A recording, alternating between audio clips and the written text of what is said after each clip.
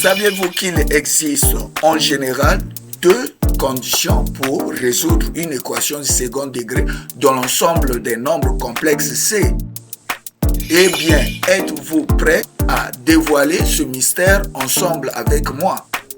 Suivez le guide. Les équations du second degré dans C sont de la forme AZ carré plus BZ plus C égale à 0, où A, B et C sont des nombres complexes tels que A doit être différent de 0, c'est-à-dire le coefficient de Z carré doit être non nul. Pour résoudre une équation du second degré dans l'ensemble des nombres complexes Z, vous pouvez utiliser la méthode du discriminant. Le discriminant delta est égal à B carré moins 4AC. B ici est le coefficient de Z, A le coefficient de Z carré. Lorsque vous résolvez une équation du second degré dans les nombres complexes C, vous allez rencontrer en général deux cas. Si le discriminant est non nul, alors l'équation E admet deux solutions complexes distinctes. Et ces deux solutions sont Z1 égale à moins B plus sigma sur 2A et Z2 égale à moins B moins sigma sur 2A. Avec sigma, l'une des racines carrées de delta. Alors, comment déterminer les racines carrées du nombre complexe delta? Si delta est un réel strictement positif, donc si le discriminant est strictement positif, le discriminant delta a deux racines carrées. Il y a racine carrée de delta ou moins racine carrée de delta. Si le discriminant est strictement inférieur à 0, alors l'une des racines carrées de delta est I racine carrée de valeur absolue de delta ou moins I racine carrée de valeur absolue de delta. C'est-à-dire, sigma peut prendre la valeur de I racine carrée de valeur absolue de delta ou I racine carrée de valeur absolue de delta.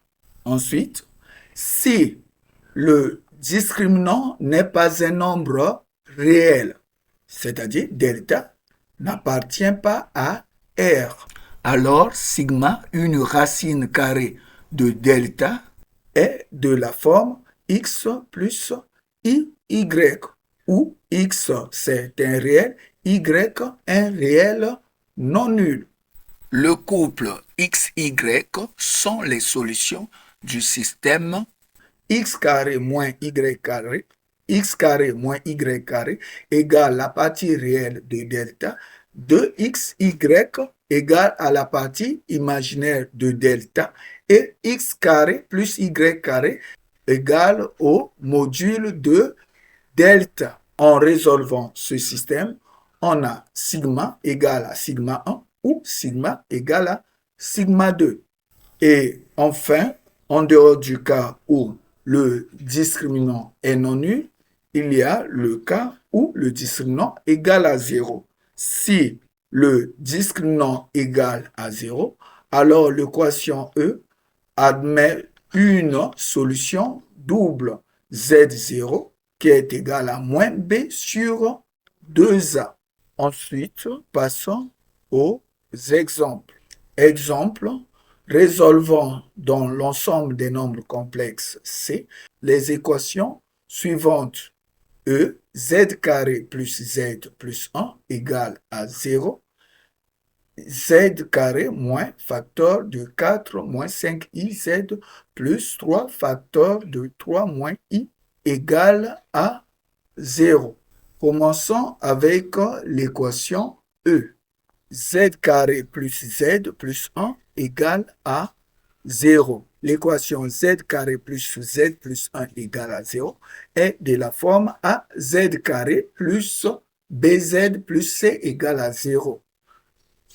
Soit, donc, nous affectons à A la valeur de 1, le B la valeur de 1 et C la valeur de 1. Ensuite, on calcule le discriminant. Delta est égal à B carré moins 4AC égale à 1 carré moins 4 fois 1 fois 1. Soit delta est égal à moins 3. Le discriminant delta égale à moins 3 étant un nombre strictement inférieur à 0, alors l'une des racines carrées de delta égale à moins 3 est sigma égale à i racine carrée de 3. Donc, sigma ici est égal à i racine carrée de valeur absolue de delta. Ainsi, les solutions de l'équation E sont Z1 égale à moins B plus sigma sur 2A égale à moins 1 plus I racine carrée de 3 sur 2. Et Z2 égale à moins B moins sigma sur 2A égale à moins 1 moins I racine carrée de 3 sur 2.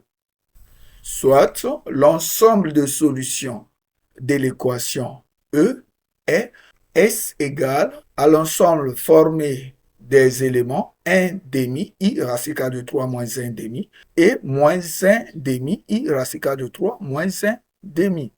Les solutions des équations dans l'ensemble des nombres complexes, les solutions doivent être sous la forme algébrique ou la forme trigonométrique ou la forme exponentielle ou d'autres formes des nombres complexes. Par exemple, dans notre cas, les solutions Z1 et Z2 de l'équation E doivent être sous la forme algébrique. Ensuite, passons au deuxième exemple. L'équation F, Z carré moins facteur de 4 moins 5iz plus 3 facteur de 3 moins i égale à 0. Nous constatons que l'équation F est sous la forme AZ carré plus BZ plus C égale à 0. Avec A est égal à 1, B égale à moins 4 plus 5i et C égale à 9 moins 3i. Ensuite, calculons le discriminant de l'équation F. Delta est égal à B carré moins 4AC est égal à moins 4 plus 5i au carré moins 4 fois 9 moins 3i. Soit delta égale à moins 45 moins 28i. D'après le cours, nous sommes dans le cas où le discriminant n'est pas un nombre réel, c'est-à-dire delta n'appartient pas à R, soit sigma, une racine carrée de delta, c'est-à-dire sigma carré égale à delta avec sigma dont la forme algébrique est x plus iy. Et x ici est la partie réelle de sigma et y la partie imaginaire de sigma. Et x et y doivent vérifier le système suivant. X carré moins y carré égale la partie réelle de delta qui est moins 45 de xy égale la partie imaginaire de delta. X carré moins y carré est égal à moins 45. Moins 45 ici est la partie réelle de delta. Et 2xy égale à moins 28, qui est la partie imaginaire de delta. Et enfin, x carré plus y carré est égal au module de delta et le module de delta ici est 53. Notre objectif en résolvant ce système est de trouver l'une des racines carrées de delta. Nous pouvons procéder de la manière suivante en additionnant l'équation numéro 1 et numéro 3, membre à membre.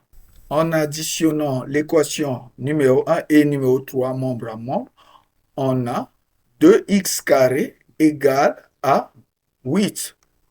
Comment on a fait?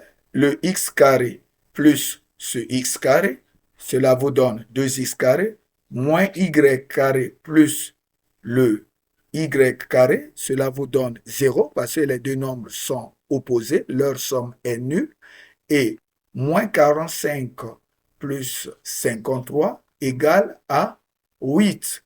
Et on a trouvé l'équation 2x carré égale à 8. En d'autres termes, x carré est égal à 4. Et donc l'équation 2x carré égale à 8 équivaut à x égale à 2 ou x égale à moins 2. Ici, nous avons deux valeurs que peut prendre x. Ensuite, on va chercher, par exemple, la valeur de y qui est associée à x égale à 2. Dans ce cas, x égale à 2, on remplace dans l'équation non utilisée.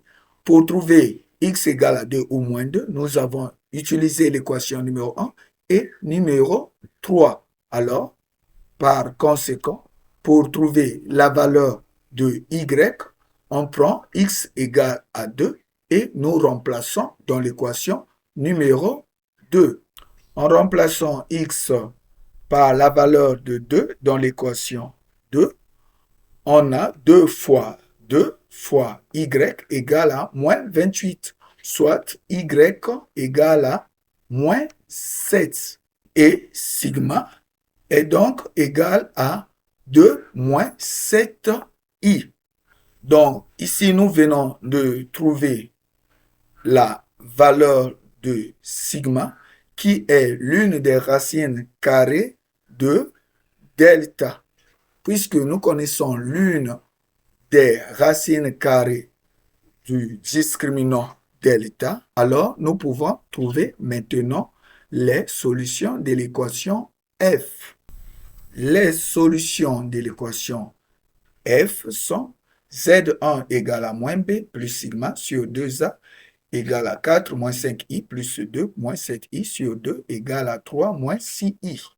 Et Z2 égale à moins B moins sigma sur 2A égale à 4 moins 5i moins 2 plus 7i sur 2 égale à 1 plus i.